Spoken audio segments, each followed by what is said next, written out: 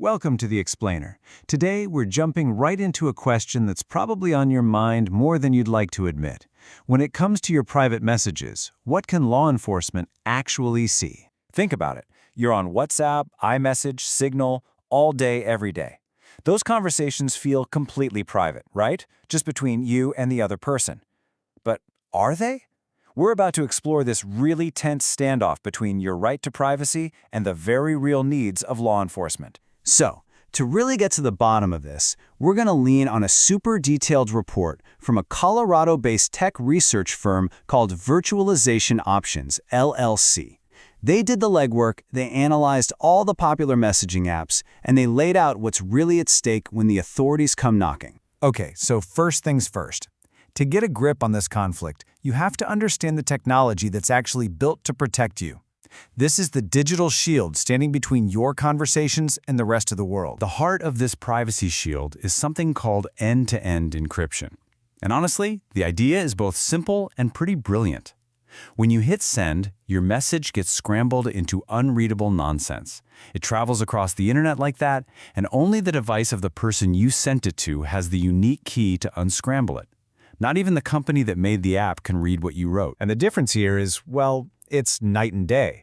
An unencrypted message, that's basically a postcard. Anybody who gets their hands on it along the way can read the whole thing. But an end-to-end encrypted message, that's like a sealed steel lockbox. Only the person with the one-of-a-kind key can ever see what's inside. And listen, this isn't some super secret tech just for spies. You're probably using it right now. Popular apps like Apple's iMessage and WhatsApp use it by default. And then you have others like Signal and Threema, who've built their entire reputations on being the most secure lockbox you can get. Okay, so that locked box sounds pretty great for privacy, right? But it creates a massive challenge when it comes to criminal investigations.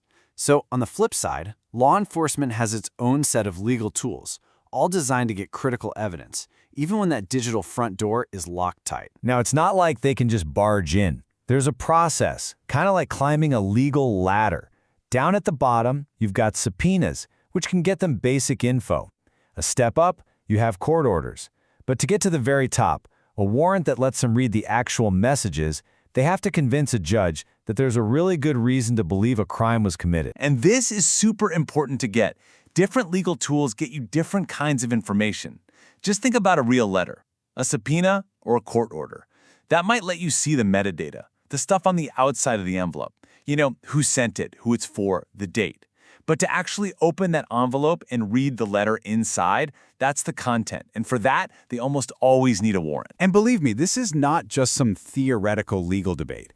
This has exploded into some massive, real-world fights between the biggest names in tech and the most powerful government agencies on the planet. I mean, the case that everyone talks about is, of course, Apple versus the FBI. After the horrific San Bernardino terrorist attack in 2015, the FBI had the attacker's locked iPhone.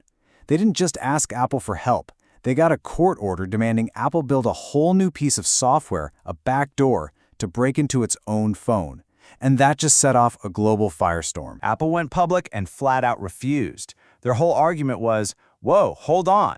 If we build this master key for you, the FBI, what happens when it gets stolen or leaked? It would be a disaster, putting the privacy of every single one of our users at risk. But you gotta see it from the FBI side, too.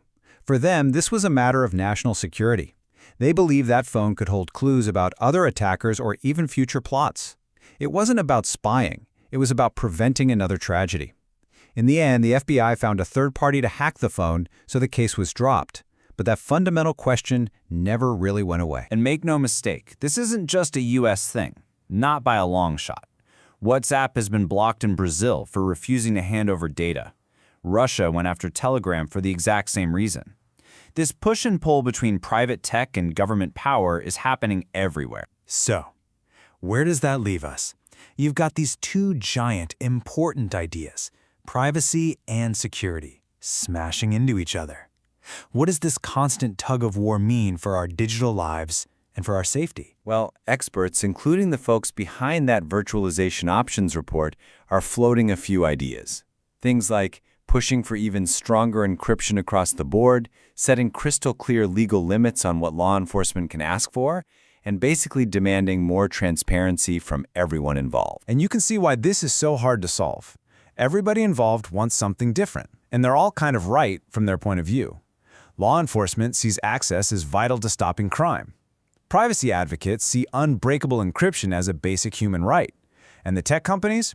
Their entire business model depends on you trusting them with your data. And the sheer scale of this is just mind-boggling. I mean, look at an app like WeChat. You're talking over 1 billion users. It operates under a completely different set of rules in China about government access, which creates these incredibly complex legal and ethical problems across the world. So, at the end of the day, what's the big takeaway? It's that there's no magic bullet here. There are no simple fixes. What we have is a constant, evolving balancing act. We're trying to weigh our fundamental right to a private life against the absolute need to keep people safe. Which really brings us to the final question, and this one's for you to think about. When you have a situation where total, absolute privacy could protect the guilty, but total security could threaten the innocent, which one gives way? It's a question we're all going to have to deal with as technology keeps racing forward. Thanks for joining us on The Explainer.